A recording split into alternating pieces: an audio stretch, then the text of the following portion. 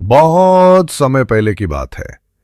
एक छोटे से गांव में किसान चाचा रहते थे। उनका नाम था रामू चाचा। रामू चाचा बहुत मेहनती थे।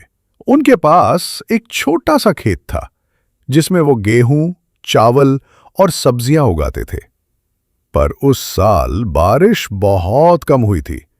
खेत सूखने लगे, पौधे मुरझा गए और फसल बिल्कुल नहीं हुई। रामू चाचा बहुत दुखी हो गए। एक दिन जब रामू चाचा खेत के पास बैठे सोच रहे थे, तभी एक बूढ़ा साधु वहां से गुजरा। उसने देखा कि रामू चाचा परेशान हैं।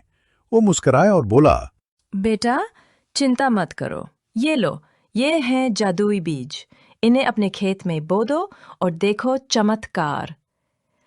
रामू चाचा पहले तो हैरान हुए, फिर बोले, साधु बाबा जादुई बीज, क्या ये सच में काम करेंगे?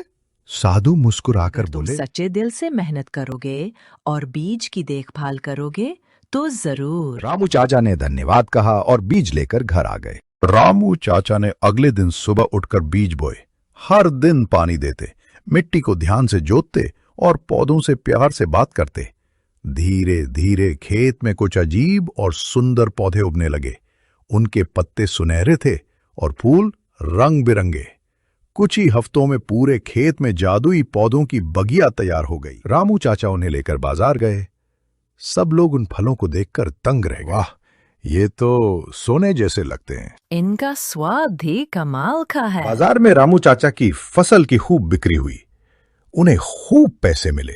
गांव में उनका नाम हो गया। रामू चाचा ने उन पैसों से गांव के लिए नया कुआं, एक स्कूल और गरीबों के लिए खाना बांटना शुरू कर दिया। अब गांव में कोई भूखा नहीं रहता। बच्चे पढ़ाई करने लगे। गांव खुशहाल हो गया। एक दिन वही साधु बाबा फिर आए। रामू चाचा ने उन्हें धन्यवाद दिया और पूछा, बाबा, आपने मुझे क्यों चुना? साधु मुस्कुराए और बोले, क्योंकि तुम सच्चे दिल से मेहनत करते हो और दूसरों की मदद करते हो। यही असली जादू है।